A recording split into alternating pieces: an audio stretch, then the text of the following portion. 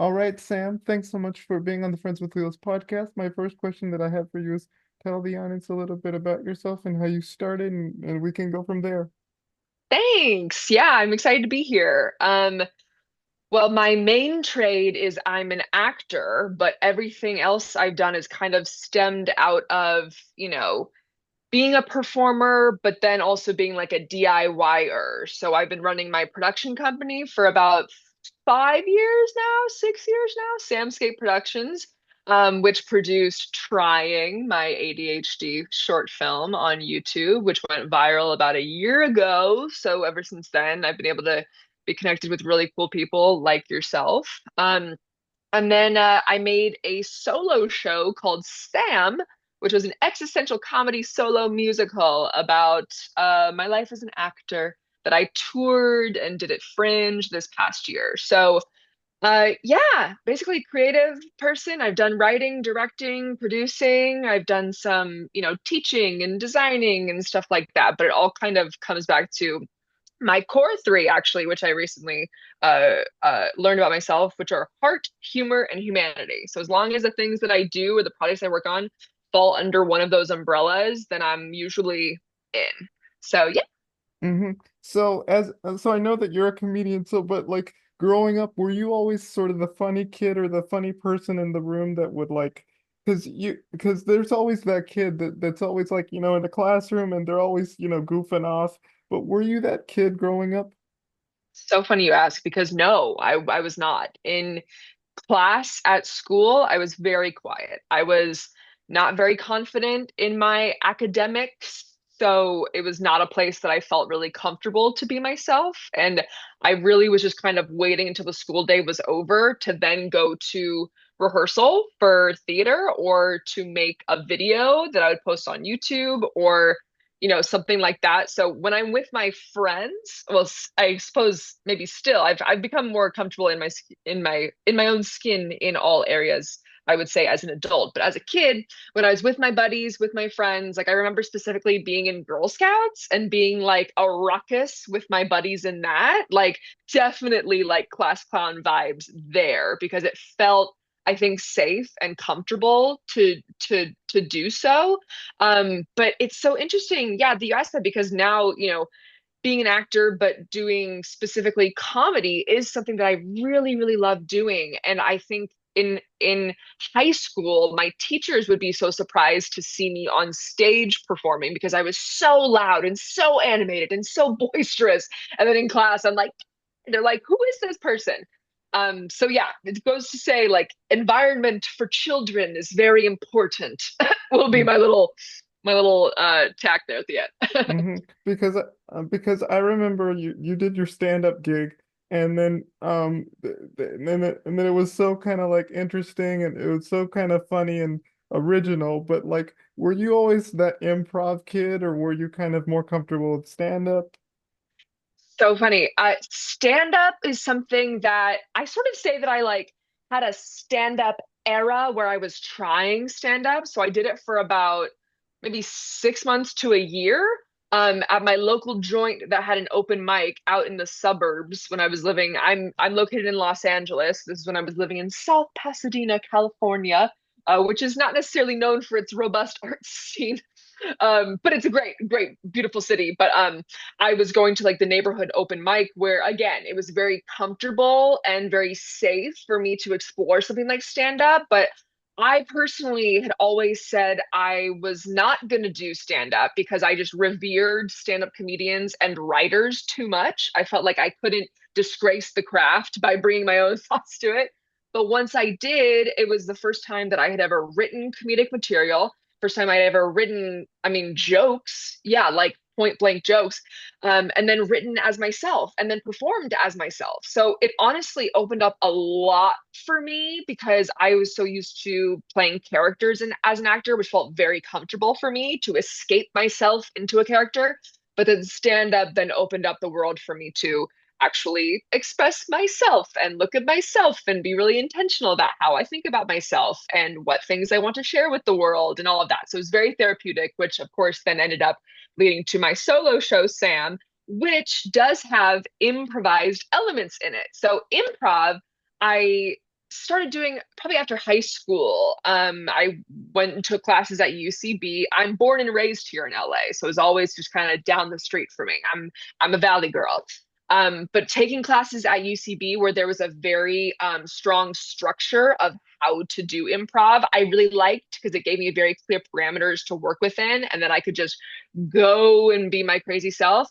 But I definitely like the unpredictability of improv. I like the in-person energy and the connection with the audience and my castmates, improv mates on stage. So improv, I really only did in a class setting. I did all the way up through 401. So I did a year or two at UCB, and then had the improvised elements in Sam 10 years later to kind of see if I could still do it.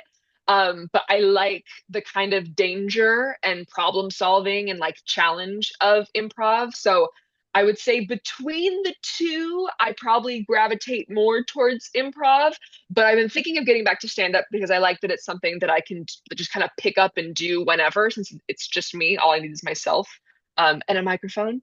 So yeah, we'll see what happens. But yeah.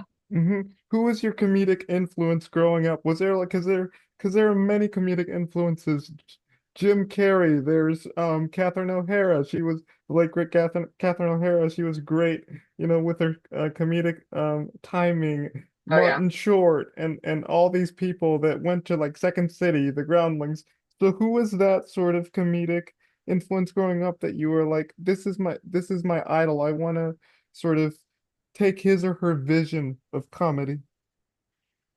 I Up until very recently, actually, in my adult life, I have not really had kind of any North Stars to look towards. Like I've always kind of been a little bit in my own little world. But I will say, as a kid, Napoleon Dynamite was a big movie that I loved. I loved that it was a little funky and it was a little off kiltered, offbeat, more cult classic, more indie vibe. I loved that. So if I were to make a feature, I would love to make one in the style of like Napoleon Dynamite. Um, and then as an adult, though, I would say as I've sort of understood like that comedy has a prominent place in my life, I've been inspired more by career paths of comedians. So I mean, you mentioned Catherine O'Hara, and I mean, what an icon! And I love that she's like a lead on a series where she was able to like really dive into a character and bring all that she had to it. Like, may she rest in peace. Just truly a travesty losing her. And she has, Second City background with like improv and comedy. So I love that. And then most recently, I will say, like, Steve Martin, Martin Short, I think just their longevity I'm very inspired by. But Bo Burnham and Morgan Jay are actually two comedians that most recently I've been like, I like that they're independent artists who have kind of made their own names. Of course, they both kind of started in stand up and they both have musical inspirations, which my solo show was a musical comedy. So I like that they're able to meld so many different kind of mediums together in their work, and that they're able to kind of when they make their own like projects and shows, it's just I like that it's very them and that they have this kind of go-getter like mentality and personality. So those are two that I've been looking out for lately to kind of see what they've got going on, how to be inspired for my own path as I navigate, because I've worked in so many mediums and I've like harnessed so many skills over the years. Sometimes it's a little bit overwhelming to be like, what is my next step that I want to take? So kind of knowing that there are like other DIYers out there who have like connections to their own audiences, which I also really love. And I've been fostering the Sam fam since making my show Sam, and then the Trying fam, of course. So I like those kinds of connections. So those I would say are my inspirations right now. And have you like met with them in person, or like what was that like? I have not met either in person. I've only seen them, shout out to the internet, on YouTube or on Instagram, or I'm not really on TikTok. But I mean, Bo's specials. I mean, I saw his special What on YouTube, which was really inspiring for me when working on my solo show. And then, of course, I watched Inside also, and he directed Kate Berland in her solo show. So I saw Kate's show in person here in LA. But otherwise, yeah, just through kind of admiring on the internet. Shout out. Mm. Let's talk about your little short film. What inspired you to do that? Trying was a crazy, unexpected project that came into my life because I was so frustrated with my career as an actor. It was also 2021, early 2021. So theater had all shut down. I was auditioning for non-union work for TV, film, and commercial, but I just wasn't feeling like I was in a place where I was feeling artistically fulfilled or creatively fulfilled. And so I decided that I wanted to write my own script and make my own project for the first time as an adult.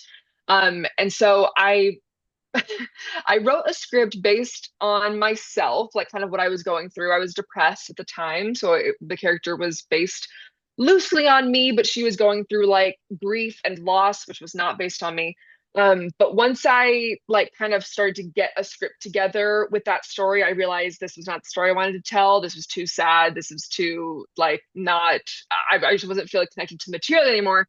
So went back to the drawing board and I was like, what do I like about shows that I and movies that I watched, like, and what would I want to see on screen? What do I want my character to convey? And, what am I going through? So I decided to make a story about a millennial 25-year-old woman, that was my age at the time, who is just doing her best, getting through the day, because that's how I felt. And so I wrote out the characteristics of my character, which were creative, problem solver, like artist. She loves people, but she has a hard time focusing and managing her time and figuring out her interpersonal relationships. And so when I Googled like characteristics of my character, there was a perfect match online of characteristics of women who have ADHD.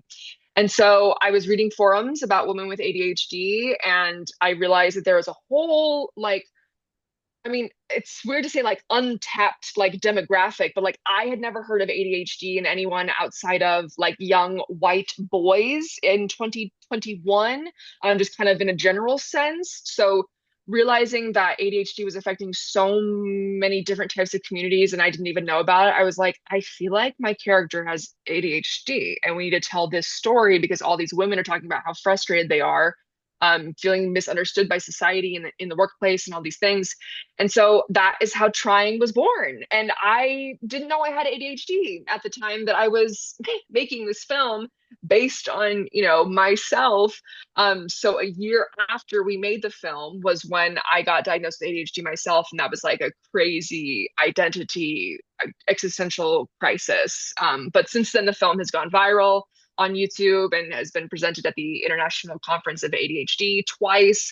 And ADHD communities and peer groups. And psychologists have reached out to me who they use the film just to kind of show what ADHD is in not just women, but kind of in anyone, because the name of my character, became kind of an amalgamation of a lot of different ADHD experiences. So anyone really who is neurodivergent, even with OCD or BPD or autism, people have said that they relate to a lot of things in the film, which has been extremely gratifying for me because it was crazy making it. So that's Trying, my baby that kind of started it all with my production Hmm. company. Yeah, because I noticed that you touched on a point with like, disability representation in like movies and in media, because I feel like there aren't enough, disabled folks, disabled actors in the media and movies, because they're Yes. usually like portrayed. One example is Al Pacino, and he played a blind man in Scent of a Woman. He did a Mm. wonderful, masterful job, but I just feel that there aren't any disabled actors in the media industry. I'm wondering what the entertainment industry, I'm sorry. I'm wondering what can be done to sort of include more disabled actors in, things like movies, TV, that kind of stuff. Absolutely.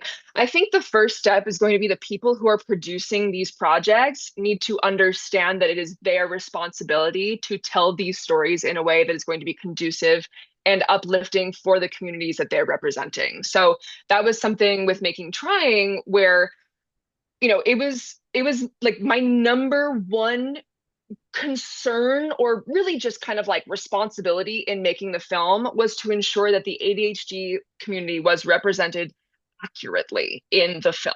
Like that was the whole point of it. So getting people who had ADHD involved in all areas, in front of the camera, behind the camera, in the writing process, in the editing process, that is what made the film so successful. So that is what would need to happen is producers need to start by saying we are here to represent this community. And so let us hire people within the community who can help us portray things accurately and realistically and not just in a way to, have some like token character in a show just because, like in the name of diversity, or become a caricature where some character just had these quirks that just happen to be called, autism. Like that is not helpful. And if you need a character that's funny or something, then don't make it about their disability. Make it a character who is funny because they're a funny person. And then if they happen to, be disabled in another way, then sure, great. And hire actors for all characters, hire disabled actors for all characters.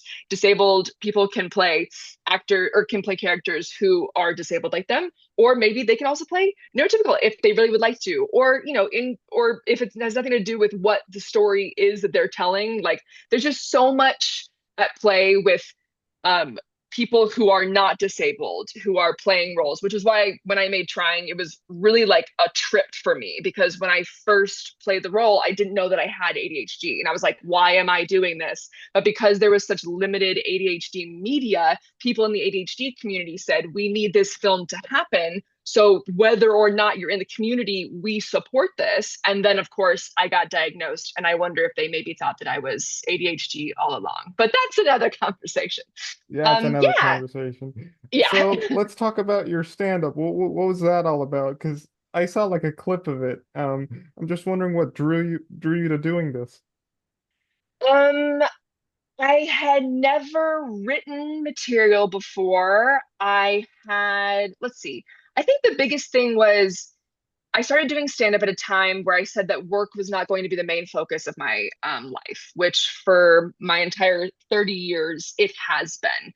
So I was saying, I'm not going to focus on a project. I'm not going to audition. I'm just going to live my life and see how my creativity and artistry naturally comes to me. And so stand up, I think honestly, proximity, the fact that I was across the street from a bar that had an open mic night every week, I was like, oh, right, sure, let's try this out. Something that feels scary, but feels low stakes and a way that I can express my creativity. Let's do it. Let's try it. So that's honestly how it came about. And I'm forever grateful for everyone who was a part of that era Hmm. because stand up is not easy. So having support around you or having buddies to come cheer you on in the audience, highly recommend if you're looking into trying stand up. But also just go for it if you're wanting to try stand up. And so like what is your process to like doing your own thing? Because oftentimes there are doubters, like you're doing what? Like you're doing stand-up? So how do you sort of ride past the noise and kind of do your own thing? Yeah, I mean, I've been called crazy every step of the way, truly. And I think having maybe resilience and, well, really having a belief in yourself, I think actually would be the most important thing because in all of the projects that I've worked on, I've had things that went really great and really amazing that were exactly what I was hoping for, and things that didn't work out that weren't what I was expecting and were really difficult to work through. And I think having like some kind of goal to attach to anything you're wanting to do is going to be really helpful. So for me, like with making Trying, it was I want to reach and represent the ADHD community in making this film. That was my goal. With making my solo show, it was to express myself on stage and show my audience and friends and family, all my different skills that I have. So these were tangible goals that I was able to hold on to where if I stuck to it, stayed true to myself, and stay on the path, kind of all of the other noise, I did have to either put blinders on and not listen to it, or I had to go through whatever lesson it was of listening to it and realizing this was now to the detriment of myself and the project, and then learn from that experience and move forward. So I will say, being a solo independent artist, it does take some grit because you do need to be able to commit to yourself and commit to what you're wanting to do. So I would say if you also have people around you that can help you and support you along the way and not do it alone, that's also going to help you get where you want to go. And to have some kind of sounding boards and help kind of cheer you on is going to be helpful because it's so gratifying making work that, like means something to you, means something to the world, can make the world a better place. Like that's what I've been trying to do. So thankfully, having that kind of like guiding light for me has helped me push through the hard times. Yeah. Is there anything that you would like to work on while you're an actor or comedian? Do you want to get into like movies or like do some sort of films or what's in it for you? I've been thinking a lot about my identity as an actor and as an independent artist. And I've realized that as an indie artist, I do really enjoy making my own projects, even though it is a lot of work. But having creative say in what I'm doing, I do really enjoy. So I would love to make more art, humor, humanity projects. I'm thinking more theater because just in the age that we're in, I think being in person and connecting to each other is just so valuable. So I really enjoyed taking my show around the country and being able to meet people and be together with people doing that. However, I would love to do TV, comedy. Like I would love to be on a sitcom and like have a juicy. I mean, we talked about Catherine O'Hara. Schitt's Creek is like my number one favorite show, or Mhm. like New Girl, like I love these kind of like again, heart, humor, humanity. It's like if we're doing a comedy but with real people who are, just getting through the situations, those are a lot of the characters that I play. So I would love to be on a TV show doing something like that. I think it would be so fun. And to have like a cast to work with, especially because my solo show was literally solo, just having other people around who I can like comedically spar with, who were like really sharp and really witty. Like I love seeing bloopers and things of comedians doing improv during TV takes because it's so alive and exciting, and really cool. So I think those would be some of my goals for Yeah, sure. I feel like, a sitcom that has comedians and it kind of has characters is really important because there are actors that come to mind. Like I remember Hugh Grant, he's an actor, but he's been in several comedic roles. He's very sharp, he's very witty, and yeah. Totally. Yes. I love that he's worked in so many genres. Like that is cool too. Like I feel like I used to be like as an actor, I have worked in many genres and when I made Trying, I wanted it to be a comedy, but the story kind of lent to being more of a dramedy, which is fun when the characters are really juicy. But so yeah, maybe I'll come back to drama one day too because it's yeah, fun being an actor, being able to try different things. So it depends on And the era. yeah, and lastly, what advice would you give to those who want to do what you're doing, get into improv, get into comedy, all that stuff? Yeah, I would say understanding what you enjoy doing and understanding what your strengths and skills are is going to be really important. Like there were a lot of times where I doubted my own abilities as a writer or as a director, and I think that did hold me back. Like when I didn't believe that I actually had like these storytelling skills, it just kind of prolonged my dreams even further. And once I kind of like was really real with myself and understood that I'm somebody who I have a creative vision, I enjoy, telling stories or portraying like, these really humanizing stories. Like those are really important things for me to know in understanding like what I'm passionate about and what I'm going to give my all to. So I think that would be my biggest piece of advice is like really understanding who you are or if you're not sure who you are just yet, try out different things and see what things come up where you're like, I genuinely really like this, or I can't wait to do that again, or I can't wait to go back, or I can't wait to pick up a pen, or like whatever, and gravitate towards that because we need as much joy as we can harness these days Mhm. in this world. So Mhm. whatever you can do to help yourself, enjoy your life, enjoy the things that you're doing. Getting out there and then with comedy and improv and everything, taking a class is always going to be a great way to kind of get the ball rolling. There's stand-up classes, there's improv classes, there's acting classes, there's music classes, like or coachings, like one-on-ones if you're not ready to do a class setting yet. That's a great way just to even just meet people in the world that you're wanting to be in. And that's how a lot of, collaborations are formed or friendships are formed. So I'd say that's a good starting point for sure. Yeah. Okay.